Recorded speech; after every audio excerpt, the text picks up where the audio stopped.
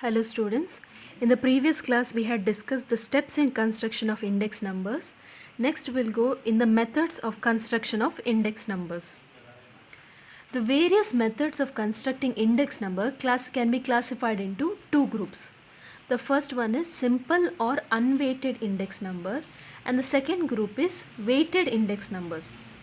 In simple or unweighted index number, each item is supposed to have equal importance, but in weighted index number, the weights are assigned to various items in accordance with their relative importance.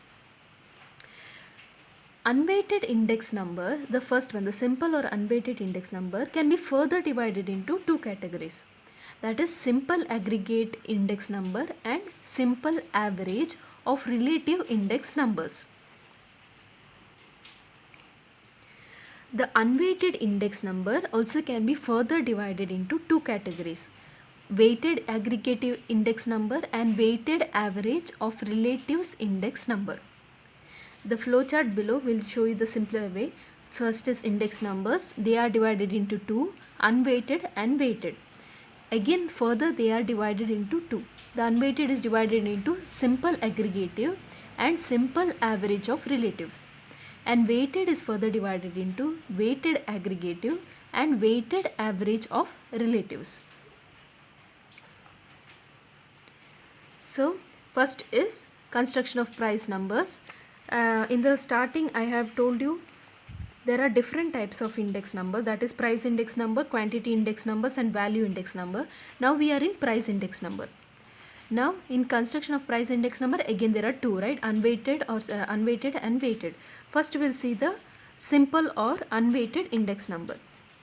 In that two methods, simple aggregative and simple average. So the first method, simple aggregative method. This is a simple method of constructing index numbers. It is the aggregate of all the prices, it is the aggregate of the prices of all commodities in the current period expressed as a percentage of the aggregate of the prices in the base period. So the term the simple aggregative method is nothing but the aggregate of all the price of all the commodities in the current period, which is expressed as a percentage of the aggregate of prices in the base period. So symbolically the formula to calculate is P01. In the previous class we had discussed all this terminology P0, P1, Q0, Q1 and all. So the formula for simple aggregative method P01 is summation P1 divided by summation P0 into 100. Let me remind you, P0 is the price for the base period and P1 denotes the current price. So the formula P01 is summation P1 divided by summation P0 into 100. The next method is simple average of price relative method. Here an average of the price relative is calculated. It may be arithmetic mean or geometric mean. So now in arithmetic mean and geometric mean again we have to say. So the unweighted arithmetic mean index is P01 is equals to summation P divided by N, where here P is nothing but price relative. That is P is calculated by P1 divided by P0 into 100. This is with respect to arithmetic mean index. The next one is unweighted geometric mean index number. For that formula is P01 is anti-log of summation log P divided by N. So in calculating the construction of index number, we'll have to have the knowledge of log and anti-log. So these are the formulas. We'll see one example. Calculate price index number for the following data by using simple aggregative method and comment on the result.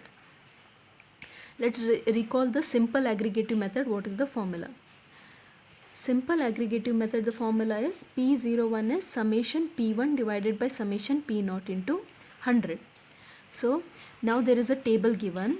The items in the 2 years, that is 2010 and 2012, of the different items prices given per kg: wheat, rice, pulses, milk and cloth.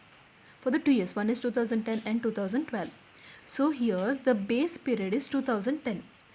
It is the 2012 is the current period. The current year is been compared with the base year, that is 2010.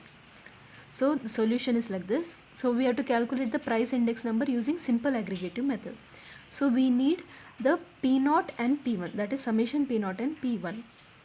P0 is the price of these items in the base period, that is 2010. So P0, wheat price is 20, rice is 31, pulses is 40, milk is 16, cloth is 20. Similarly, in the current year, that is 2012, the price of each of this item P1, wheat is 23, rice is 38, pulses is 44, milk is 20, cloth is 30. So we do the total, that is summation P0. We add all the prices of the P0 year. And the next column is summation P1. We add all of those prices of the current year of all the items, that is summation P1. Now we substitute in the formula. P01 is summation P1 divided by summation P0 into 100.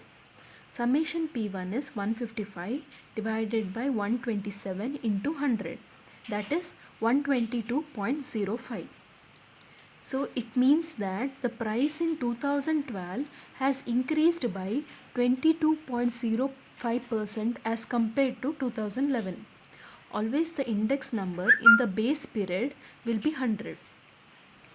So now how did this 22.05% come? We have to do 122.05 minus 100. That will give you 22.05.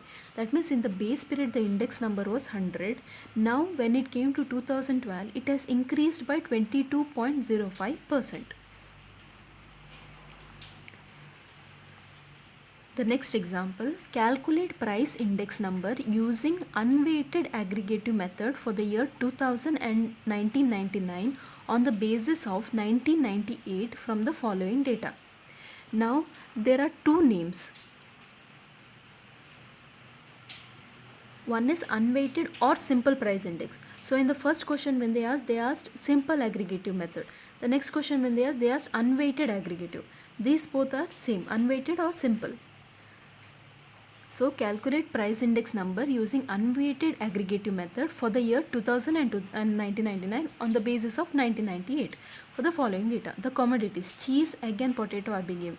The price is given per 100 gram, per piece and per kg in the 3 years. We have to calculate the index number with 2 years compared with the base period, that is 1998. So here P0 is 1998, P1 is 1999 and P2 is 2000. So now similarly as the previous problem, we add the P0 values. In the solution we see the second column summation P0 will give you 20, the third column summation P1 will give you 25 and summation P2 is 25.1. This is nothing but the sum of all the prices of these commodities in the each year. Now unweighted aggregative index for 1999 over 1998 is 1999 is the current period here and 1998 is the base period. So we substitute the values summation P1 divided by summation P0 into 100.